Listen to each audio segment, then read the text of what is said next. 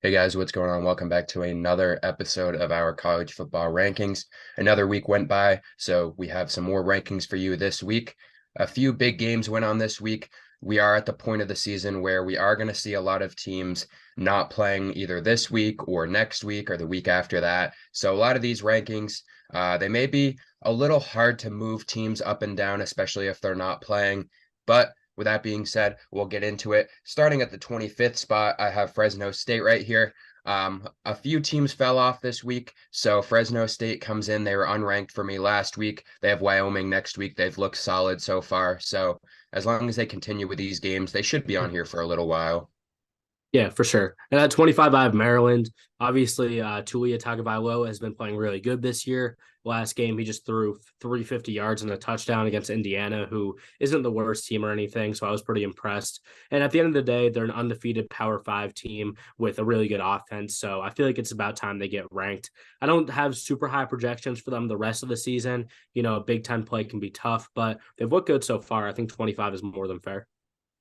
Next up, I have Louisville at 24. Also coming in this week unranked. They beat a tough NC State team. It was a good game to watch. They have Notre Dame next week, which we'll talk about a little later. But on my rankings, and the second new team for me so far. Yeah, and at 24, I have Fresno State. I had them 24 last week. Nothing really changed. They played against Nevada, weren't dominant or anything, but they handled business. Offense is still looking good, so I really don't have any way to move them up or down after that performance. And at 23, I have LSU. LSU still on my rankings. They did drop down a little bit. They're still in the AP rankings, and I think they should be. I mean, looking at the teams behind them in Louisville and Fresno State, they would beat them. And I still think, despite the two losses, they're still a very good team. They lost against a tough Ole Miss team, which we'll also talk about later.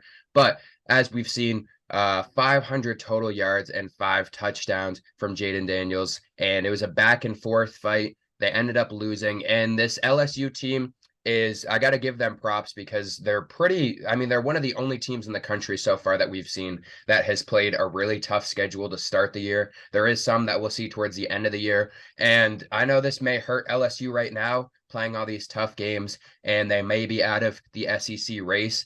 But depending on how Alabama and Ole Miss play these next few games, they still could potentially be able to slide in for the SEC championship if Alabama and Ole Miss drop a game. But as of right now, I still do believe they definitely should be ranked. They're still one of the top 25 teams in the country.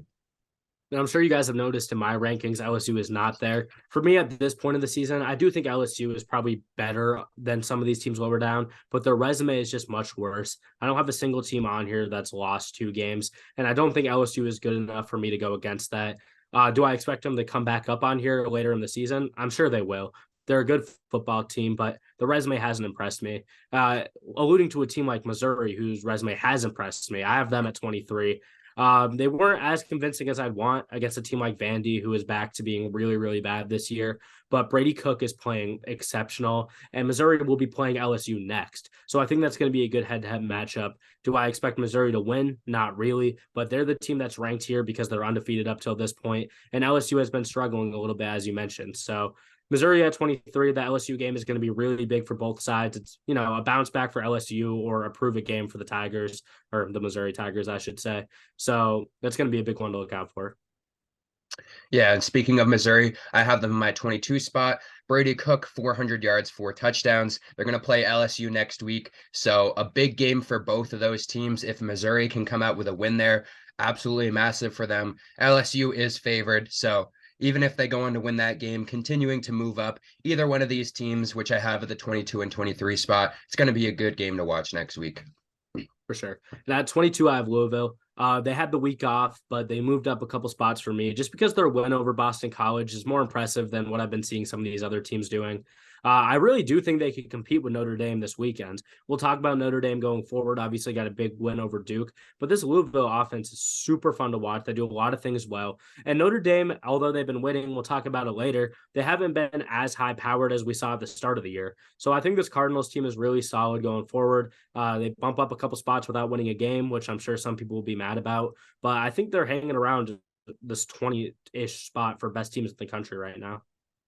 Yeah. And next up, I have Tennessee in the 21 spot behind Utah and Duke. So I do want to hear your reasoning why you have them so high, but we'll get to that later. They beat South Carolina by 21. They're not playing next week. They have looked solid, but I just don't really think they're as good as this Utah or Duke team, especially I would say the Duke team who was very close to beating Notre Dame. Yeah, and I'll talk more about that Duke team later. 21, I got to talk about Kentucky first. They beat up on Florida. That they went out and beat Tennessee, so you can say something about that. But Kentucky's 5-0.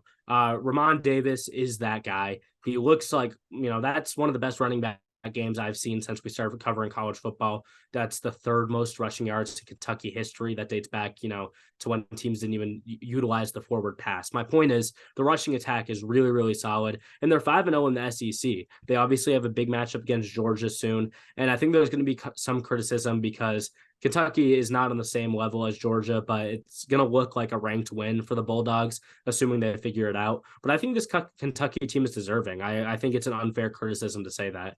They play really good football. I like SEC teams that are confident in running the ball, and that's what the Wildcats do. And I was really impressed with their win over Florida. So they went from a team that I didn't have ranked and honestly wasn't really considering to 21. That was a huge win for them. Yeah, Utah up next for me in the 20 spot. They lost to Oregon State last week. They're not playing next week. We still don't really know what's going on with their quarterback situation. They are going to have a bye week next week, so we'll see if they can figure it out. But like we've said before, this team has been solid, but without their starting quarterback, we saw what happened against Oregon State, and now they're in the 20 spot and potentially I mean, they were close to the top 10 before that 11 to 10 area, depending on the week. And now they're looking at a very outside shot to even be considering even a championship game within their own division or conference, For, which we could have seen earlier. yeah, for sure. And I have Utah at 20 as well. I for people that maybe have just checked out this episode, haven't seen the other ones, I'm not a Utah hater. I had them ranked 10 last week. I really liked this team, and I expected them to go handle business against Oregon State, who was on a downturn. I like Oregon State, don't get me wrong, but I thought Utah was going to come in here and handle business pretty easily. That's just not what happens. I dropped them below some teams that people won't like to see in front of them. But can we talk about how scary that quarterback situation is? It didn't affect them at first because they were winning close games and they were being, they're playing impressive, but they don't have a quarterback right now. We don't know what Rising's deal is. The quarterbacks that they put on the field in his absence have not been good, and their defense was their strong point and didn't look good against Oregon State either. My guy that I talk about every week, Damian Martinez, he had a good game against them. He got 15 carries, got a touchdown. DJ looked solid as a quarterback, and I have my faults with him. I don't think he's necessarily a great quarterback, and he looked good all day. I just think this Utah team was really disappointing to me. That's a loss that I don't think they could take at this point. They dropped down 10 spots in my rankings. And, I think people won't want to admit this because Utah was a lot higher in these last couple of rankings, but they don't look that much better or that much worse than a Tennessee team. I think they're on a very even playing field. I'll talk about Duke next, who's another team that, took a loss against a good squad, but Utah should have won this game. And I think we need to rank them accordingly. We have them in the same spot, obviously. I just don't think they could have dropped this, and that's really not looking good for the rest of their season. Yeah, and another team coming off of a loss, Duke, a tough loss versus Notre Dame. The one thing people talking about, the pooch punt at the end of the game. Maybe if they take that field goal, it puts a little more pressure on Notre Dame to get the touchdown, even though they did end up with a touchdown. Even though they were in a spot where it looked like they were just going to run the clock out, but they just let them get into the end zone. Duke trying to get back. Riley Leonard, though, did get hurt in this game. Tough to see a guy who was bringing this Duke team on almost a Cinderella run. I mean, this team was good, but a lot of people didn't really see this coming into the season, Duke being this good. So hopefully it's not that serious. They're going to have a bye week next week, and they had the chance to beat Notre Dame. Notre Dame proved that they were the better team in the end. They had the better quarterback with Sam Hartman, but hopefully this Riley Leonard injury isn't too bad. Even if he is out a few weeks, hopefully it doesn't affect his draft stock because this guy, he may not be the best quarterback in this draft class, but he's proving that he has a lot of tools that an NFL team could be looking for. And I would assume he would be, I know he's around that first round, maybe early second round area. if this injury isn't too bad, hopefully that doesn't affect him, and hopefully he can come back soon because this Duke team is exciting to watch, and he's a main reason why. Yeah, and I completely agree with everything you just said. I have Duke at 19 too. And again, I don't want to be seen as some hater on this team. I thought Duke was really exciting all year, but when I do these rankings, I do have to pay attention to the injuries. And whether Riley Leonard's is serious or not, this Duke team without Leonard is not going anywhere, if we can be honest. He's kind of the head honcho, obviously, as a quarterback is, but he's also the best individual player on that team. Before his injury in the game, he looked solid on the ground. His pass game wasn't as good as he's been in the past. And one thing I talked about and raved about last week on the podcast was Duke secondary. I thought they were super underrated and made a lot of big plays. And I know Sam Hartman's a great quarterback, don't get me wrong, but they gave him too much. It became too easy, especially towards the end of the game, for him to drive down the field. That happens when you go up against good QBs. But after I gas up a secondary all last week and they don't look great, it kind of puts a downturn on things, in my opinion. So with that being said, Duke as a team I like, but they hadn't really played, anyone too exciting. I know they played Clemson to start out with, but I think as we've seen, Clemson is not the team we thought they were. And they all go against a ranked matchup, college game day against Notre Dame, and they lose. It was a close game, but it's a game that they really had to go out there and win. I just wasn't impressed with them, to be honest. I didn't think Notre Dame played their best game either, and Notre Dame still came out with the win. So I think Duke has a lot of question marks. Obviously, they have enough talent where I could see them rise soon, but it's going to bank on keeping their guys healthy and continuing to win games. And a tough part of the ACC schedule, which we always mention, is going to kind of screw over at least one of these teams going forward. Yeah, next up, Kentucky, who was unranked for me last week. This is the biggest unranked team jumping up for me so far this season. In the 18 spot, they smacked Florida, and Florida was supposed to be this good team that we saw beating up on Tennessee, and it seems like everything has fallen off for Florida at this point. Ray Davis, 280 yards and 3 touchdowns. And they are going to take on Georgia next week. I think the main issue with Kentucky going against this Georgia team is that Georgia is really good at defending the run. And like we've seen with some of these teams that Georgia has struggled against so far, they've struggled against the pass because the secondary has some good players, but it seems like they can struggle at some points because a lot of these players are young in the secondary.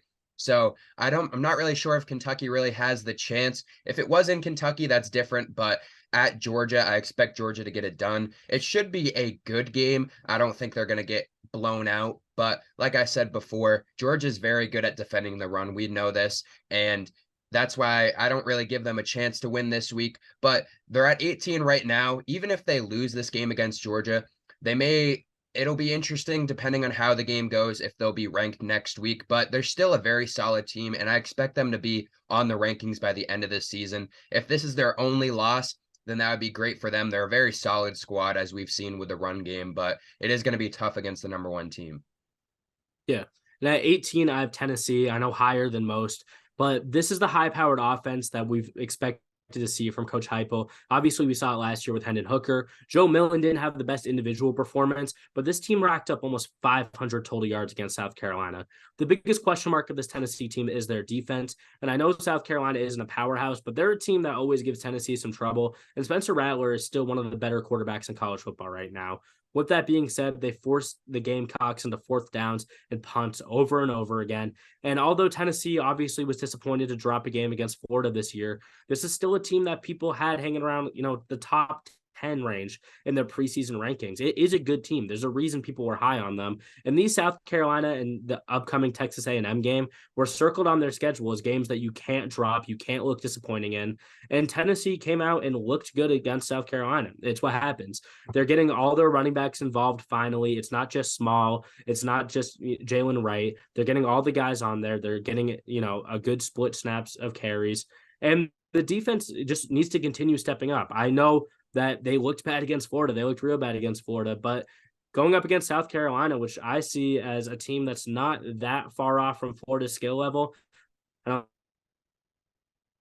take, but they're both pretty decent competitors in the SEC every year. They looked much better. I think they bounced back the way that you hope they would. Obviously, I had UTSA last week, and they handled business there. I think Tennessee can catch some momentum going forward. After they play against A&M, they have tougher games. They have to play Alabama. And if they can get some juice going forward, I think people are going to stop sleeping on this Tennessee team that I think is still built to succeed. I know it's higher than most, but I see a lot of things I really like. And if Joe Milton can just put two and two together, he's going to be really, really good going forward. I like Tennessee. I think 18 is about where I feel like they deserve to be, honestly. Next up, Miami, who didn't play last week. They play Georgia Tech next week. Not really much to say there. They should go out and win that game. Van Dyke probably going to put up another great performance, and they do benefit from teams losing. They go up one spot for me, but now they're in the 17 spot. Yeah, Miami, I had him in the 17 spot last week. Obviously, no game this week. No reason to move him up or down. Looking forward to that UNC game coming up on their schedule, though. And at 16, I have Oregon State. They moved up 4 spots for me last week at 20.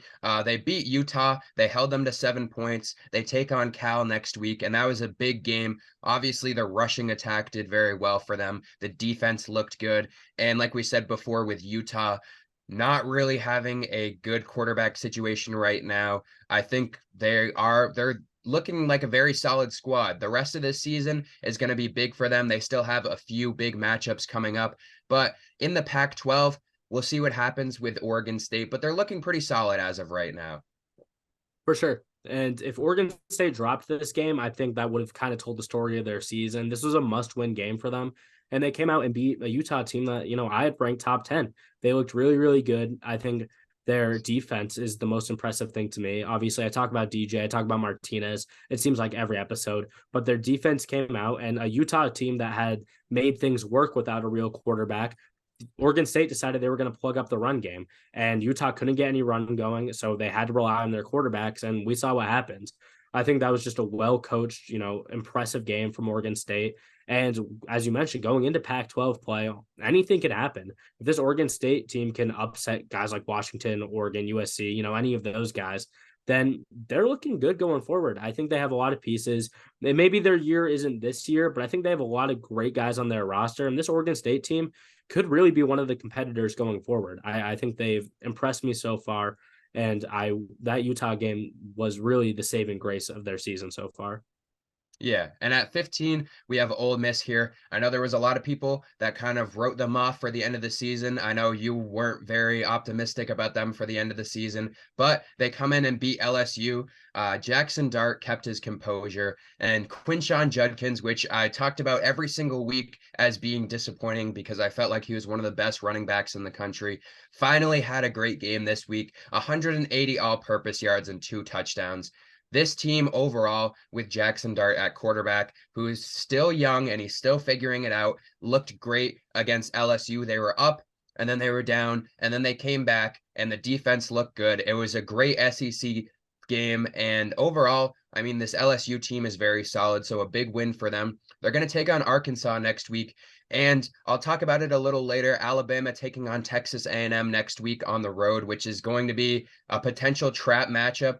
This Ole Miss team, after losing to Alabama, it will be tough, obviously. At this point, they can't really get into the SEC championship, even if they win out and Alabama wins out. But like we've seen, Alabama has some tough matchups coming up, like you said, with Tennessee. So if Ole Miss can win out, they do need to bank on an Alabama loss to make the SEC championship. But being only halfway through the season, they're still in it. They're at 15 right now. They can continue to climb, but they are going to need a little bit of help from Alabama because they can't realistically pass them since they lost that head-to-head. But still a great game from Jackson Dart and Quinshon Judkins, and overall this whole team looked very impressive.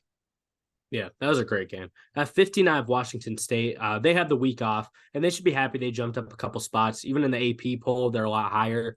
UCLA should be a good game next week. We had UCLA ranked just a couple weeks ago.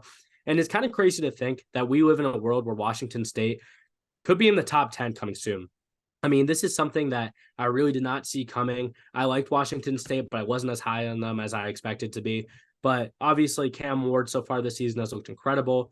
They get the week off. They should go in and beat UCLA.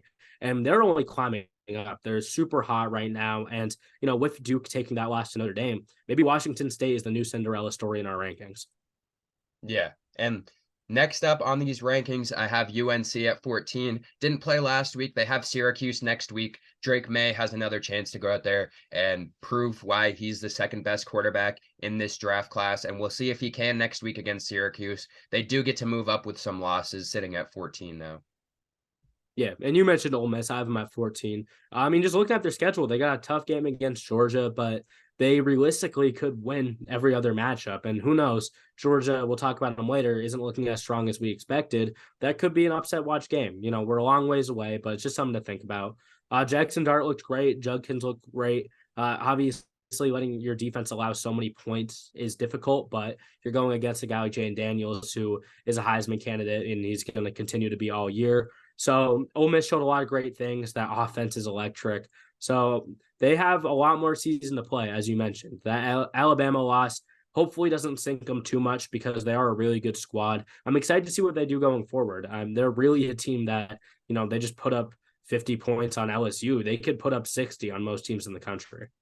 Yeah, and like you said, Washington State, I have them at 13 here. They are taking on UCLA next week on the road. They are underdogs. They only have a 33% chance to win right now. They're a 3.5 point underdog, but they should beat UCLA. UCLA is a good team and they're on the road. But the way that we've seen Cam Ward play this season, he is going to have a tough quarterback matchup. I do think that from what we've seen from Dante Moore at UCLA this year, he has been he's had a little struggle throughout a few of these games, but I do think that they definitely have the better quarterback. We've seen Cam Ward play not at exactly the Heisman level, but he's played very well and he's overachieved this season. And despite being the underdog, I mean, like you said, they're pretty close to being in the top 10. UCLA is going to be a tough game for them, but if they can win that game, even though I guess technically they're the underdogs, having them ranked 13 going against an unranked team, which is interesting to see. But if they win that game, then they could definitely be moving up these rankings again. For sure. And at 13, I don't have a ton to say. You already mentioned I have North Carolina. They have the week off. They jump up a couple spots, and they're another team that could be sniffing the top 10 soon.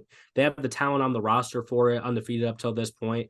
This Tar Heels team is making noise quietly, it seems like, moving up my rankings pretty far. So I like them here. 13, good spot. Yeah, next up, 12, have Alabama here. They beat Mississippi State this week. And like I mentioned before, taking on Texas A&M on the road next week, it is going to be a tough matchup for them, especially with the quarterback situation that we've seen from them. Jalen Milroe has looked good in some games, has looked very bad in some games, hasn't even played in some games. So against the Texas A&M team and one of these SEC matchups that we're going to see, and it's going to be tough for them. They're not going to go in and have an easy matchup against Texas A&M, especially on the road. Like we've said before, this defense is good enough to beat 99% of the teams, but the offense giving away some turnovers. Milroe has to be on it against this Texas A&M team. I had them ranked earlier in the season. They're still a very solid team. It's one of those SEC matchups that we'll see whenever a team goes on the road. It's going to be tough. And it is going to fall on the quarterback play because the defense is going to give them opportunities to succeed offensively. So if they can get it done, they'll continue to move up. But this is going to be a big game for them. Like we said before, with Ole Miss taking on Arkansas next week, if Ole Miss wins and Alabama somehow loses this game against Texas A&M, which I expect to be close, then it's going to be a close race. But either way, it is going to be a good game. It is going to fall on Jalen Milroe. So we'll see what kind of pressure he deals with this week. I assume that the Texas A&M defense is going to send a lot of blitz, going to try to get him out of the pocket, see if he can run a little bit, and they are going to make him throw down the field, which we've seen him struggle a little bit. So we'll see what happens, but should be a good game. For sure. At 12-5 Oklahoma, the Sooners just dropped 50 on Iowa State. Dillon Gabriel, we talk about him every week. He still looks legit. And Williams and Bowman on the defensive side both made big plays, ended up with picks. This matchup against Texas coming up will really tell the story of their season.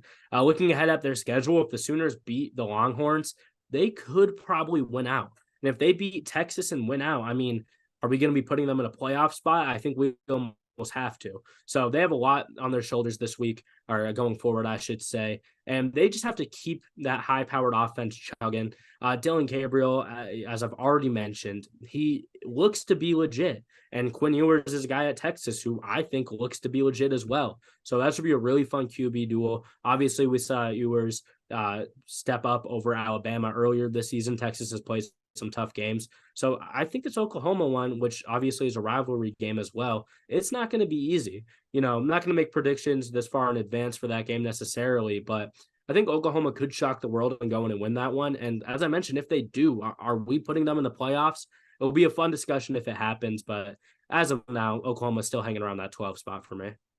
Yeah, and in my 11 spot, I have Notre Dame here. They did get the big win. Sam Hartman, in that fourth quarter, especially towards the end, that fourth down run, which it looked like the game could have been sealed at that opportunity, but he got out, scrambled, got the run. A big win for them. They are going to take on Louisville next week, which isn't easy. Where Louisville is on my rankings, they're at 24 right now, and it's going to be a tough game for them. This is going to be their third tough task in a row. Obviously, they lost to Ohio State, bounced back though. Big win against a tough Duke team in Duke. College game day matchup this week. And then they're going to take on Louisville next week. So a big 3-week stretch. If they can come out with this win, it's going to be very impressive for Notre Dame. And Sam Hartman is continuing to look solid. It is interesting to look at because he's still in that Heisman race. He's going to be in our top 5 this week. Definitely not moving. He may even move up. We'll have to see after that performance. But it's always interesting to look at a quarterback who's this old, who's draft eligible, and a team may take a risk on him because it's one of the instances that we see where if there's a quarterback that is really good at football, but he's a little older, you don't really have to develop him as much as a younger guy. You may not get as many years from him, but we will see how he plays for the rest of the season. And it's going to be very interesting to see where he kind of goes towards the end of the season because he's one of the best quarterbacks in college football right now. And despite him being a little bit older, he's still young in NFL quarterback age. So as this Notre Dame team continues the season, we'll kind of see where his draft stock goes, but definitely rising up from the undrafted guy that we saw at the beginning of the season. For sure. And that's a big story to look out for. I think we might get to a point at the end of the season where teams are looking to take him as early as day 2, even late day 1 if he plays real good.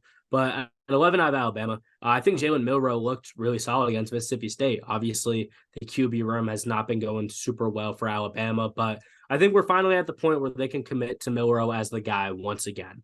For Mississippi State, Will Rogers started the game. He didn't even look that bad, but then the Bama defense started picking them apart like they've done in most of their games. They have a lot of ranked matchups coming up, that being Alabama. And if they can potentially sweep these matchups, they could be all the way back in. I mean, a 1-loss Alabama team and their only losses against Ole Miss. I think that's a really good squad, especially because all of these matchups coming up on their schedule are going to be ranked games. That would be a crazy turnaround for a team that I know me and you both have said some bad things about, considering their whole QB controversy. But I mean, Alabama, they might have the best defense in the country. I might argue another team a little bit higher up on this list, but their offense just needs to put the pieces together. If Milroe is going to be the dual threat guy and really just run the ball more than not, then, it's college football. That can work. They just need to commit to a play style. So I like Alabama here, with some big games coming up. They could be jumping back into that playoff competitive spot, at least New York 6 Bowl talk, which is kind of where they're at right now. But I think Alabama is, I say good things about them every week, but I don't think they're totally lost yet. Yeah. And next up at my 10 spot, I have Oklahoma here jumping up 4 spots. A little bit of a hot take to have them above Notre Dame and Alabama, but this team is undefeated and they're putting up the second most points per week behind USC, who has the best quarterback in football. And I mean, they're putting up 47 points per week, almost 50. Dylan Gabriel, who was the main question I had going into this season, if he would be good, this team would succeed, and he has been. He's been great, and they are taking on this Texas team this week, which is going to be tough, but this is the first of the 2 matchups we're going to see. Win or lose, they're still going to win out for the rest of the season, I think, like you said before. I think these two teams are going to play in the Big 12 championship. I don't see West Virginia coming out there and being better than Oklahoma or Texas. I think both of these teams, no matter who wins this game, they're going to face off in the Big 10 championship again. This game is in Texas. I am going to lean towards Texas. I've just been more impressed by them. But I do expect this game to look a lot like that LSU and Ole Miss game that we saw this week. Two very high-powered offenses with some defenses that have some question marks, but it is going to be a great matchup. I think I'm going to give the edge to Quinn Ewers here against Dillon Gabriel, but I expect it to be a close game.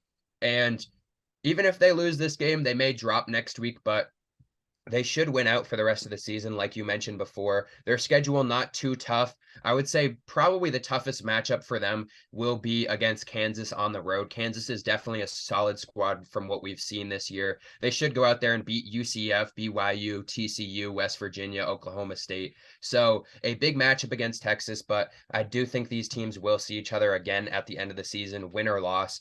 And this will definitely be big because if they can keep this close, even if they lose, obviously if they win, a completely different story looking at a playoff spot. But even if they lose, if they can keep it close, if they have that momentum to continue to win for the rest of the year and they play in a neutral site for the Big 12 championship, then definitely a lot to look forward to as an Oklahoma fan right now, even if they lose this game.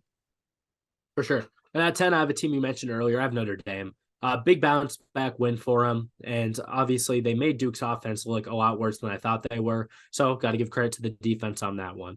They have Louisville and USC coming up soon. And if they stay solid, they could rack up 3 consecutive ranked wins after they just beat Duke. Hartman and Estime look solid. They weren't super flashy. They obviously had moments, but they really just made the right plays more than not. Shout out to Xavier White on the defense. He picked up a pick before Riley Leonard caught injury, earlier in the game. But with that being said, Notre Dame is a team that has hung around the top. We know they're really solid, but they really have to prove themselves when they go up against a team like USC coming up, which we will both talk about in just a second. That game is going to be huge because I think both these teams have shown flashes, but I want to see what they really look like head to head. I think that's going to be one of the biggest games of the season, if not possibly the biggest.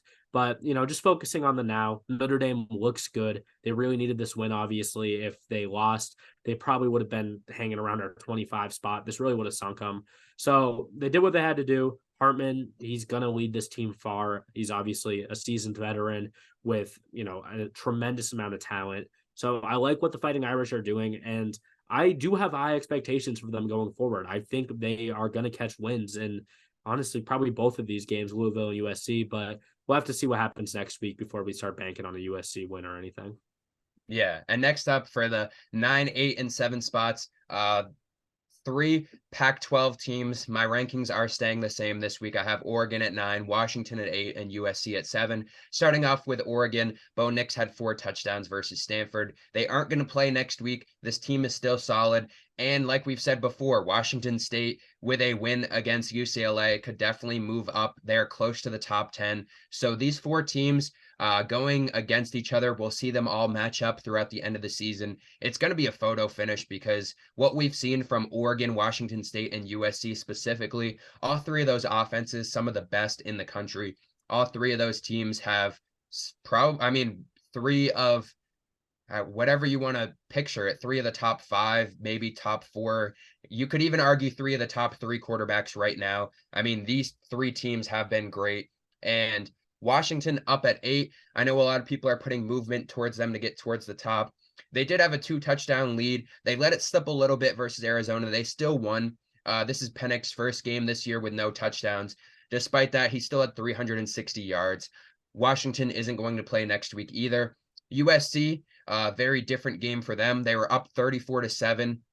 Obviously, we saw Caleb Williams get 6 touchdowns, but they let Colorado come back in it. They won by 7 at the end. The defense looked bad, and it's very interesting to look at because this offense is really good, but this defense in the end could be the reason why this team slips up. Caleb Williams, second half pick, kind of let Colorado come back in. I still think that he's up there. I think if Washington performed a little better versus Arizona, which I was expecting. They could have taken that leap over USC, but with them struggling a little bit, Caleb Williams still having 6 touchdowns, I still think USC is the best out of these 3 teams, but you definitely could rank them differently. I think all 3 of these offenses are great, so it's going to be fun once we see these 3 teams match up, but I still have USC above Washington and Oregon at this point. Yeah, and I have the same rankings: Oregon 9, Washington 8, USC 7. But if we can be completely honest, I think Oregon's resume up to this point looks the best.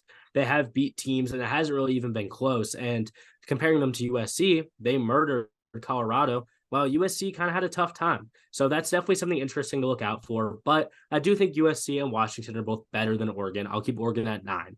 At 8, Washington, I mean, that was a scary game. I think a lot of us weren't really locked in. It was a sleepy night Pac-12 game, but Penix not throwing any touchdowns is not like him. With that being said, as you mentioned, still played really good. Still, in my opinion, second best QB in the country. So I think he's going to be just fine. So when they match up against Oregon on the 14th, that's going to be a really good game because Oregon may have looked better so far. I think we both agree. We think Washington's the better squad. So it's going to be super interesting. And USC, I had them ranked at 5 last week. I had them drop 2 spots because that Colorado game really disappointed me as someone that expected bigger things. And I know people are going to hate that I drop a team spots when they win, but this was a win that Oregon made look easy and USC made it look like a challenge. Don't get me wrong. Colorado's good. Shedeur Sanders is also one of the best QBs in the country, but Caleb Williams had an incredible game. 6 touchdowns, 1 pick, super efficient outside of that interception. And USC's defense just couldn't do him any solids. It was pretty disappointing. We mentioned last week with Colorado when they lost to Oregon. It's a battle of the trenches, right? And we really see the difference between these top tier teams and the lower teams, especially within the same conference, when we look at their offensive and defensive lines. On paper, USC's defensive line should be really good. They have plenty of 4 or 5-star talent there, and they weren't getting any pressure on Colorado. I mean, Shedeur Sanders, yeah, he had to make some plays, but his offensive line mostly held up, and he looked great. That's a knock on USC. They should have got to him every play. So with that being said, they're going to take on Arizona, who just gave Washington troubles. This Pac-12 gets a little convoluted. I still do think USC is the best team, but when I see guys up the board like Florida State and Penn State, I can't lie to you and say I think USC is playing better right now. That Colorado game was tough, and I'm not going to let one game define their season, but they haven't played anyone else that impressed me either. So have to be a little realistic at some point. I think with Caleb Williams, as you like to say, the ceiling is the roof. They could do a lot of great things going forward. They could be a team that's in the playoffs. I really wouldn't be surprised, but they haven't been as impressive as I like. And they went from leading the pack in the Pac-12 for me to kind of just being up in the mix right now. So there's a lot of season left to play, big games coming forward, but I had to drop them a couple spots, and we'll talk about the teams ahead of them right now. Yeah, and Florida State ahead of them at 6 right now. They didn't play last week. They're going to take Virginia Tech on next week. 2 matchups towards the end of the season that we'll see with Duke. That's kind of up in question if Riley Leonard plays. I think that's a completely different game. And then Miami towards the end of the season. Even Florida at the very end of the season, the last game of the year. Depending on which Florida team we see, they could provide a struggle towards Florida State. But if this team really is the team that we've seen, they should be able to win out for the rest of the season. Not very hard matchups. That Duke and Miami matchup should be a little difficult for them, but if they're this team that's ranked 6 right now, they should be able to win out. And as of right now, I don't really see much movement coming from them unless they really struggle against Virginia Tech, but they should be able to go out there, get it done, and they should continue to stay in this spot right now. Yeah, and I jumped them up on their week off. And Florida State's a team I've talked about in the past where I'm not as impressed as some people are, but just their resume, it's better than a team like USC's that I mentioned. And with Jordan Travis, I mean, he's no Caleb Williams, but he's an exceptional quarterback. They have a lot of great things on the offense. The defense has shown flashes as well. I think overall, I just like a lot of stuff that the Seminoles team is doing. As you mentioned, I'm not really worried about a lot of their matchups going forward. If I'm a Florida State fan, I'm pretty happy with where the team's at, obviously. So I think they check all my boxes. I don't necessarily see them as championship contenders, but it would be a disservice to put them any lower than this spot this week. Yeah, and next up, Penn State, who struggled a little bit at halftime, a 10-10 game, but the offense did come alive in the second half, and they did give away their first turnover this season. They were the only team left in college football that didn't have an offensive turnover. They gave that away this week. But coming up, they have the week off. After that, they'll go up against UMass, and then the week after that, we'll see them going against Ohio State, October 21st. So a big game to look out for. Ohio State is our second best team in the country right now. Penn State at 5. So it is going to be a big matchup. We'll hold off a little bit until then, but a lot to look forward for this team. The offense still starting to click a little bit. Struggled in the first half, but they came back alive. Yeah, I think that's the story of Penn State's season is struggling in the first half. I mean, we know how good this team is, but sometimes it takes them some time to get it together. Against a team like Northwestern, didn't matter. You still beat them by 30. When they play against Ohio State, that might be an issue. So that's something to look out for. With that being said, I mentioned a team earlier whose defense might be the best in the country. That's not Alabama. I think it's Penn State's. Their defense is really, really good. Obviously, shut out Iowa. Northwestern putting up 10 on them, meh, but in the second half, shut them out even when they put some backups in. Penn State just has a lot of incredible players on their team that I trust. I feel like their running back duo with Nick Singleton and Katron Allen hasn't even really got going yet, which is crazy to say because both of their stats are really good. But if those guys can come alive towards the end of the season, then I don't even think Drew Allar has to throw the ball. I mean, they just have great linemen. Their receivers block well, and they have running backs that know what they're doing. A team that runs well, has a good defense, and has a quarterback I trust. Sounds like a top 5 team in the country, and that's where they are for me. I think Penn State has obviously big games coming up, but big games I think they could win. I think that Ohio State game is going to be really, really fun. Even if the fireworks don't go off and it's not a shootout, it's going to be some really good football. So I look forward to Penn State's season. I mean, they could, if things go wrong, they could be out of our ratings or rankings. But if things go right, I mean, they're fighting for, best team in the country. It's kind of crazy how far they've come. I like Penn State a lot. So that's really where my notes end on them. Yeah, next up, Michigan, who I do have dropping down a spot here, dropping out of the top 3. When I'm comparing them to teams like Texas and Ohio State, Texas, who I'll talk about in a little bit, has those ranked wins. 2 as of right now. Ohio State beat Notre Dame. And Michigan, I have them dropping down. I don't think they're as good as Texas or Ohio State. They haven't played anyone. And with Ohio State beating Notre Dame, who's on the edge of being a top 10 team, I still think that Michigan is probably the worst out of those 3. They're still one of the top teams in the country. But with Texas, I'll kind of mix that in a little bit right now. Texas impressed me more versus a ranked opponent than Michigan did against the 2-2 Nebraska squad. And Texas obviously having that big win over Alabama earlier in the season. I just think that Texas and Ohio State are better at this point. I know each week we come on here talking about how we're not huge fans of Michigan this season. Still one of the best teams in the country, but they haven't proven anything to me yet. And I'm still waiting on that. They haven't really played anyone. This Minnesota game will be, I mean, I guess it won't be as much of a pushover as Nebraska. They should still win by a lot. But they don't really have a big matchup until the end of the season where they'll play Penn State and Ohio State 2 out of the last 3 weeks. So with this team being built up against these not so great teams, it's going to be interesting because you're going to have 2 of the best teams in the country to end this season. And we're going to see what happens. Michigan could either prove that they are the best team in the country. And if they beat Penn State and Ohio State 2 out of the last 3 weeks, I think that completely proves that they're the best team in the country. But they could even go out there and struggle. If they struggle against Penn State and Ohio State, I think there's definitely a world where they could lose both of these games. And it'll be interesting to see what happens by the time we get there. But as of right now, I'm just not as impressed with Michigan as I am with Texas and Ohio State. Fair enough. I'll tie in Texas and Michigan as well. I have Texas 4, Michigan 3. We're still early in the season, and I know Texas's wins have been very impressive. I mean, they're a team that I had, somewhere in the teens that I was willing to jump up into my top 4 after that Alabama game. They were a really good squad, but I don't want to disservice Michigan too much for not really playing anyone because, I mean, although Texas has some more impressive wins, Michigan, there's a lot of teams that don't play anyone so far, I guess is my point. And Michigan's doing everything you could ask in those games. I came on here and talked a little bit, angrily last week about how I think Ohio State is much better, and I still feel that way. But when it comes to a team like Texas, Texas hasn't necessarily proven that they're solidified as one of the best teams in the country yet. They look so far, but there's some downturn possible on that team. And I think Michigan is consistently just a better squad right now.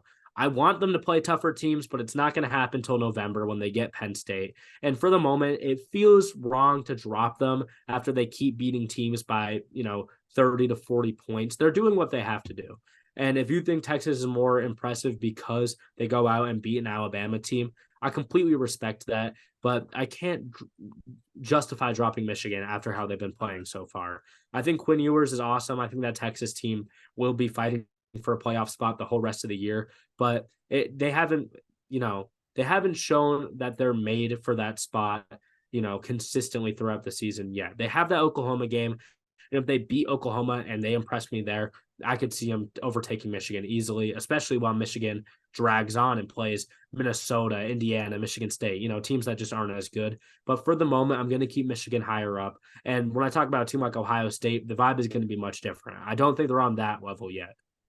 Yeah, and talking about Ohio State, which I still have at 2 here, they didn't play last week. They're going to play Maryland this week, which is going to be a little bit of a tougher matchup than we've seen so far. But they should be able to go win this game. They're going to be at home, and I'm hoping to see some big plays from Marvin Harrison and Emeka Egbuka. I know a lot of people are starting to fall off a little bit on Emeka Egbuka. I've seen him kind of be ranked a little farther down on some wide receiver lists than he would have been starting this season. And I don't blame them overall. I think some of them, I've seen him outside of the top 10. I think that's a little ambitious, but he's still one of the best receivers in the country.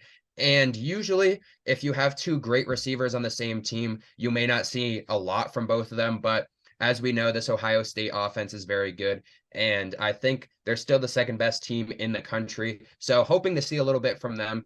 They should go out there. And I think if they get a big statement win over Maryland, then maybe some people will still buy in that they're better than Michigan. I know we've been saying that this whole season so far. And I guess we won't really see the outcome until the end of the season when they play against each other. But as of right now, I still think they're better than Michigan. And coming out this week against Maryland, it should be a good matchup. They should go out and win. And if they can put a big win out there against this Maryland team, which is kind of on the edge of some rankings, I know you had them ranked, it'll be good for them.